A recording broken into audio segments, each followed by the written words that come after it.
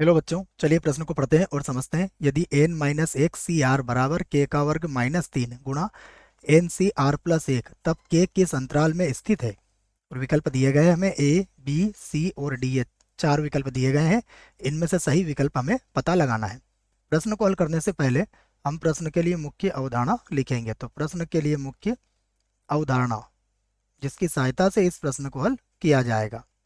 मुख्य अवधारणा में हम सबसे पहले एनसीआर का सूत्र लिखेंगे। इसी का उपयोग यहाँ करने वाले हैं। हम जानते हैं एनसीआर बराबर होता है एन का क्रम गुणित बटा आर का क्रम गुणित और एन माइनस आर का क्रम गुणित। ये बात हमें याद है। यहाँ पर आर का जो मान होता है वो 0 या 0 से अधिक हो सकता है और एन से या एन से कम होगा बच्चों। तो ये बात भी हमें याद है कि आर का मान 0 और एन के मध्य या उनके बराबर भी हो सकता है।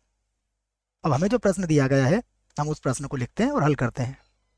हमारे पास है एन माइनस एक सी आर बराबर है के का वर्ग माइनस का 3, उसके बाद है एन सी आर प्लस एक। तो हम इसको खोल लेते हैं। देखो, ये होगा एन माइनस एक का क्रम गुणित बटा आर का क्रम गुणित और ये हो जाएगा एन माइनस एक और माइनस आर का क्रम गुणित। ये बन जाएगा आपका।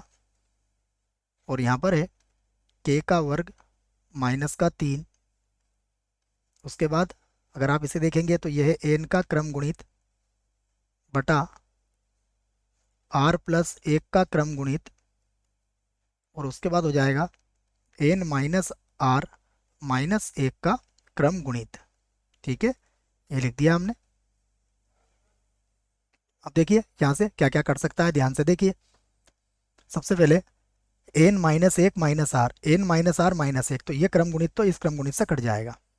उसके बाद हमारे पास बचा है एन माइनस एक का क्रम गुणित, तो हम इसको वैसे ही लिख लेंगे। देखो, एन माइनस एक का क्रम गुणित, एन माइनस एक का क्रम गुणित बटे में देखते हैं।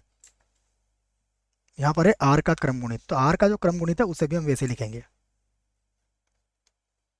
बराबर है के का वर्ग माइनस का 3।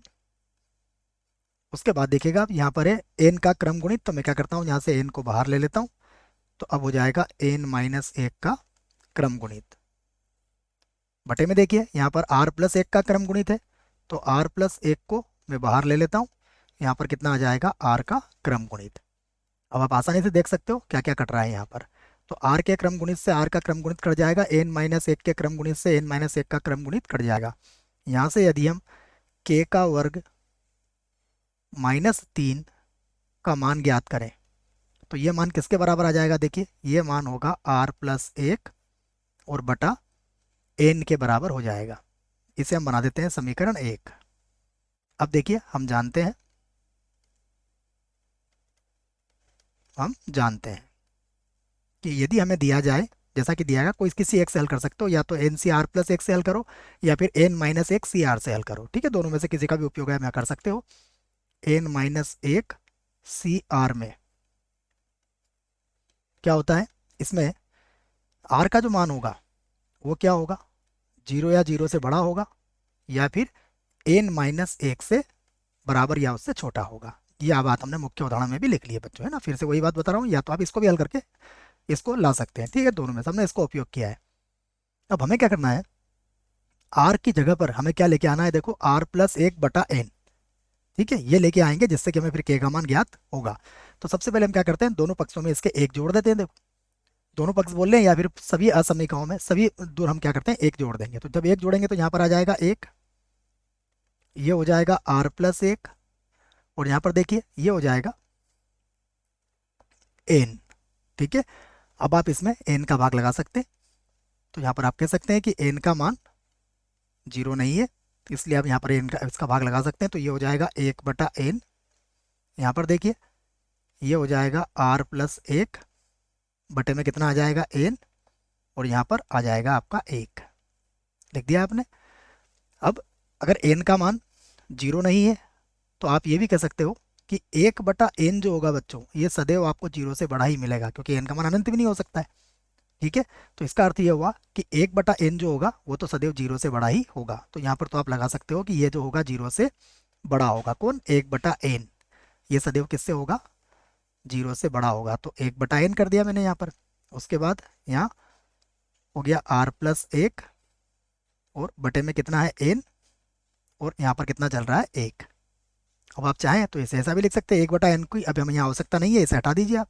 तो ये हो जाएगा 0 से बड़ा, और यहाँ पर आ जाएगा r+1 r+1 प्लस नहीं बच्चों बटा n है। इधर कितना चल रहा है? बराबर कितना चल रहा है? 1। तो यहाँ लिख दिया हमने 1। ठीक है, फिर से लिखते हैं 0। अब आप देखिएगा r+1/n किसके बराबर है? r+1/n ये किसके बराबर है? k की घात 2 माइनस 3 के। तो इसको लिख दिया हमने k की घात 2 माइनस का 3। ठीक है ना, इसी के बराबर था ये पूरा मान, और यहाँ पर आ जाएगा 1। हमें क्या चाहिए? k का मान ज्ञात करना है। तो क्या कीजिए आप 3 जोड़ दीजिए। तो यदि आपने यहाँ पर 3 जोड़ा, ठीक है ना बच्चों, तो लगा सकते हो आप या फिर इस तरीके से आप। ठीक है, तो ये हो जाएगा हमारे पास 3 जोड़ते ही यहाँ हो जाएगा k का वर्ग, और यहाँ पर हो जाएगा 3 और 1 4। अब आप इसका वर्गमूल ले सकते हैं। यदि आपने इसका वर्गमूल लिया तो ये हो जाएगा वर्गमूल 3, यहाँ पर हो जाएगा k, और यहाँ पर हो जाएगा 2। तो इसी बात को आप ऐसा भी लिख सकते हैं, देखो कि जो k का मान है हमारा वो कौन से अंतराल में है? वर्गमूल 3 से तो ज़्यादा होगा, और 2 से क्या होगा? कम या उसके बराबर भी हो सकता है। तो यहाँ बड़ा कोष्टक लगेगा, यहाँ पर छोटा कोष्टक लगेगा। यही हमारे प्रश्न का उत्तर होगा। विकल्प देखते हैं कौन सा विकल्प सही है। तो ये नहीं हो सकता, ये भी नहीं हो सकता, ये भी नहीं हो सकता। ये जो विकल्प है यही हमारा उत्तर आया है। इसका अर्थ है डी जो है इस प्रश्न के लिए सही उत्तर है। आशा करता हूँ बच्चों प्रश्न का उत्तर समझ में आया होगा। धन्यवाद।